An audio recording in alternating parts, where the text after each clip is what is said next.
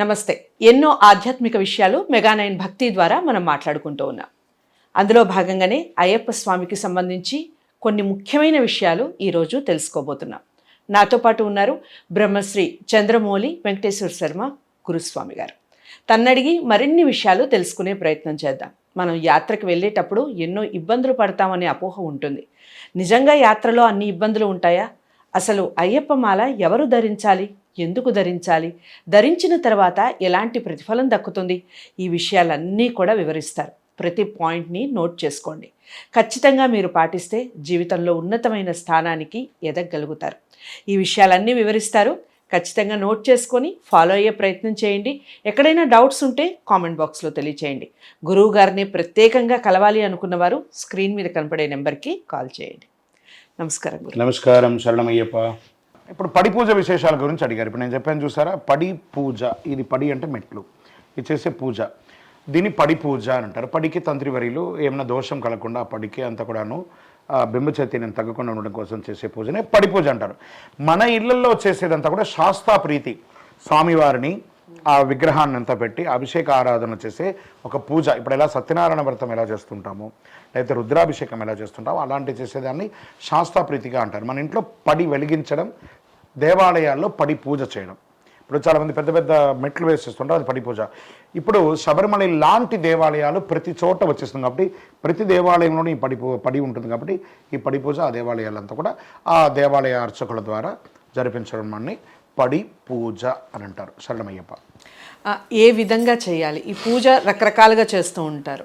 మీ పద్ధతిలో మీరు చెప్పండి, ఈ పడి పూజని ఏ విధంగా చేస్తే భగవంతుని అనుగ్రహం లభిస్తుంది? దీనికి ఎలా ఉంటుంది అంటే అండి, ఇది వచ్చేసి గుప్త దేవతలు వారికి ఉపదేశం పొంది ఒక శాస్త్రీయ పద్ధతిలో ఒక గురువు దగ్గర విద్య అభ్యసించి చేసే పద్ధతి ఒక పద్ధతి. నాకు అది నేను పొందలేదండి.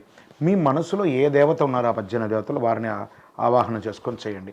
ఇది ఇలాగే చేయాలి అలాగే చేయాలని శాసనం అంటూ ఎక్కడ లేదు. ఓకే, మీరు ఒకవేళ చేయడం వల్ల తప్పు అనర్థాలు కూడా ఏం చేయడు. ఆయన ఆనందపడతారు కదా, కనీసం మాకు ఇలా పూజలు చేస్తున్నారు కదా అని ఆ దేవతలు ఆరాధనిస్తారు.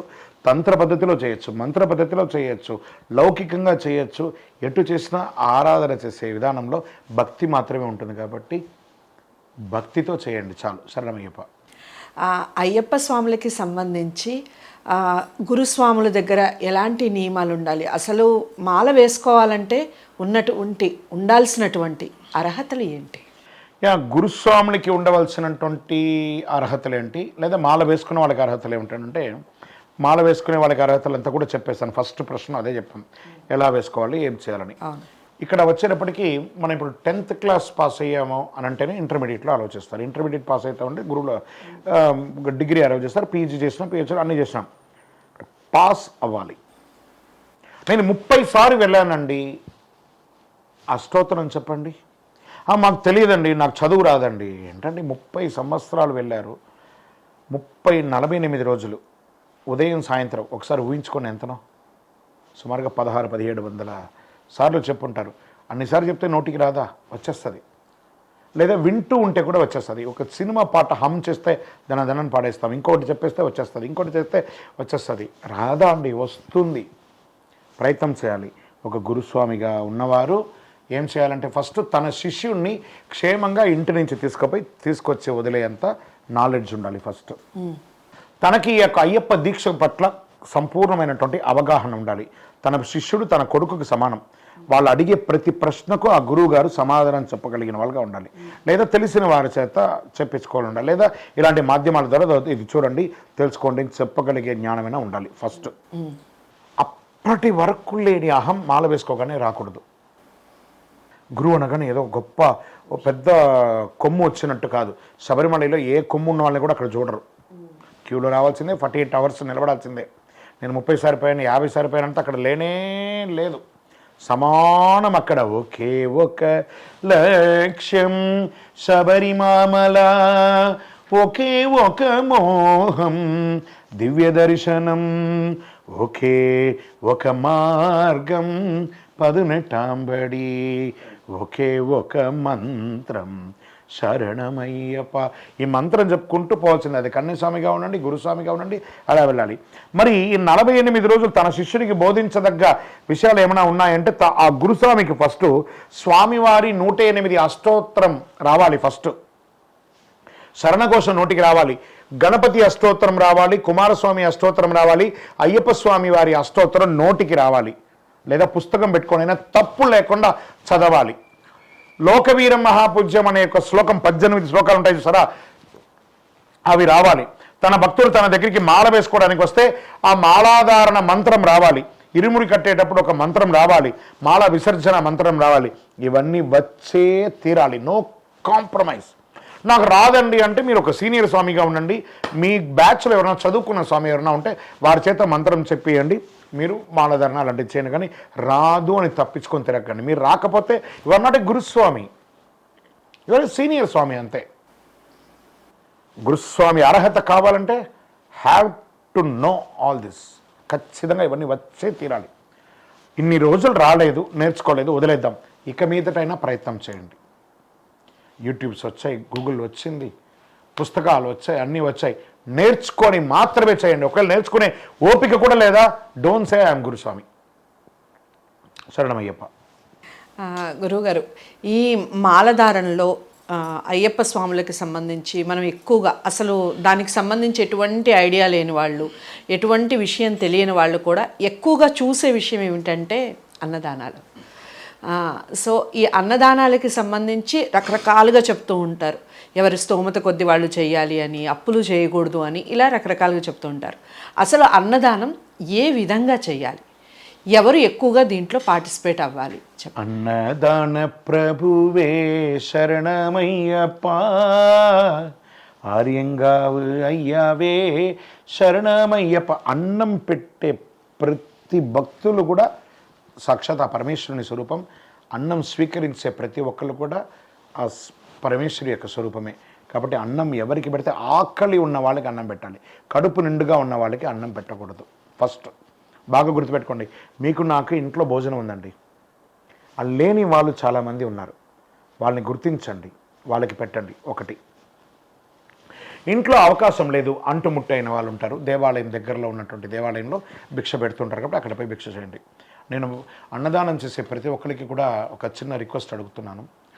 రిపీట్ మనమే భోజనం చేస్తున్నామండి, దట్ ఈస్ నాట్ అన్నదానం, దట్ ఈస్ ఫుడ్ అంతే. మనమే కదా తింటున్నాం.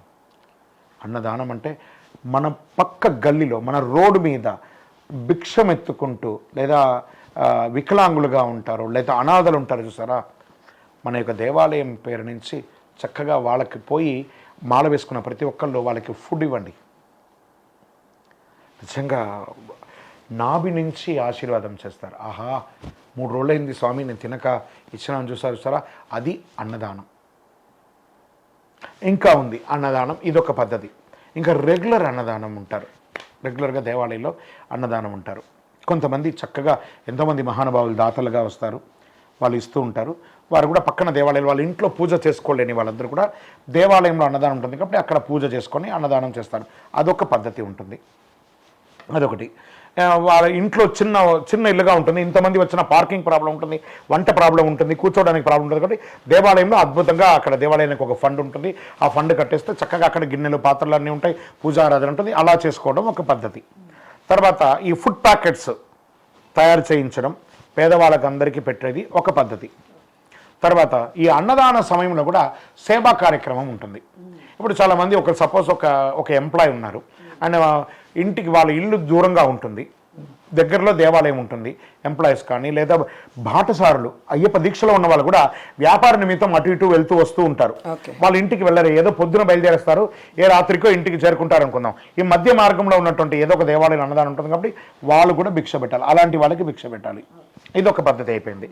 మళ్ళీ ఇక్కడ ఒక సిస్టమ్ ఉంది. అన్నదానం చేసేటప్పుడు కొంతమంది సేవ చేస్తూ ఉంటారు, వడ్డించడము, పెట్టడం. ఒట్టిగా తింటే దేవుడు సొమ్ము కదా, మనం తినకూడదు, కొంచెం సేవ చేస్తారని. కానీ కొంతమంది ఉంటారు, ఈ అన్నం దొరుకుతుందని వేషంతో మాల వేసుకునే వాళ్ళు కొంతమంది ఉంటారు. వాళ్ళు ఖచ్చితంగా ఉంటారు, తప్పేం లేదు, వాళ్ళు కూడా భిక్ష పెట్టడంలో తప్పలేదు. వాళ్ళు ఏం చేస్తారంటే ఏ పని చేయరు, వాళ్ళు ఆ దేవాలయం చుట్టూ తిరుగుతూ ఉంటారు, దీక్ష సమయం ఎప్పుడు వచ్చిందో వేసేసుకుంటారు, ఒక టవల్ ఉంటుంది చూస్తారా, పైన టవల్ ఇలా వేసి పెట్టేస్తారు. నా ప్లేస్ అంటారు, అది ప్లేస్ వాళ్ళ పర్మనెంట్ ప్లేస్ అది అని కూర్చొని. తర్వాత వడ్డన చేస్తుండేటవాడు ఎవరో ఒకరు చక్కగా వాళ్ళు సేవ చేస్తుంటారు. షర్ట్ ఇప్పేస్తారు, ఎవరన్నా వడ్డన చేసేటప్పుడు షర్ట్ అంతా ఇప్పేసి టవల్ నడుపు కట్టుకొని, ఎందుకంటే సాక్షాత్ అయ్యప్ప సమానులే కదా కింద కూర్చున్నారు, వారికి ఆహారం పెడుతున్నారు అని ఆహారం పెడుతుండగాను చక్కగా భోజనం పెడుతున్నారు. వీళ్ళు వడ్డిస్తూ ఉంటారు. ఏ పప్పు స్వామి ఇక్కడ రా పప్పు పోయి అంటాడు. వీడు ప్రెస్టేషన్లోకి వెళ్ళిపోతాడు. అరే నేను ఎంప్లాయీని, నేను ఒక ఆఫీసర్ని, లేకపోతే నేను ఉద్యోగిని, నన్ను పప్పు స్వామి అంటాడు, ఒకడు మజ్జిగ స్వామి అంటాడు, ఒక్కడు సాంబార్ స్వామి అంటాడు. ఇవన్నీ అయిన తర్వాత సరే ఆయన కూడా పెట్టేస్తాడు. వాడికి మిగిలింది తింటాడు, లేకపోతే లేదు, ఆ సేవ చేసేవాడు. తర్వాత ఈ తిన్న స్వామి పక్క బ్యాచ్కి వడ్డిస్తామంటే కూడా వడ్డించరు. మళ్ళీ వాళ్ళు వెళ్ళిపోతాడు, ఏదో పని ఉన్నట్టు చాలా స్పీడ్కి వెళ్ళిపోతాడు. సెకండ్ బ్యాచ్ కూర్చున్న తర్వాత బయట కూర్చొని మాట్లాడతారు. ఈ దేవస్థానం వాళ్ళు ఎంత వసూలు చేశారు, వీళ్ళకి ఎంత వచ్చిందో, ఈ పప్పులో కారం తక్కువైంది, ఉప్పులో కారం ఎక్కువైంది, ఆ స్వామి ఇట్లా, ఈ స్వామి ఇట్లా అని. బాతకాని బ్యాచ్ ఒకటి ఉంటుంది. ఈ బాతకాని బ్యాచ్ ఎవరు కూడా చరిత్రలో బాగుపడే చరిత్ర లేదు. వాళ్ళు ఎప్పుడు బాతకాన్ని కొడుతూనే ఉంటారు. వాళ్ళ 40 రోజులే కనపడతారు, మిగతా రోజులు ఆ గుడి పక్కన కూడా కనపడరు. అలాంటి వాళ్ళని గుర్తించి మరి వాళ్ళని పక్కన పెట్టడానికి ప్రయత్నం చేయండి. ఇవన్నీ గ్రహించి జరుగుతున్నది చూసి చెప్తున్నాను. మీ పక్కన కూడా ఇలాంటివన్నీ జరుగుతూ ఉంటాయి. స్వాములారా గుర్తించండి. ప్రతి చోట ఉంటుంది. ఒక బియ్యం అన్న తర్వాత దాంట్లో రాళ్ళు ఉంటాయి కదా, ఆ రాళ్ళు లాంటి ఇలాంటి వాళ్ళని కొంతమంది ఏరేసేయండి. శరణమయ్యప్ప.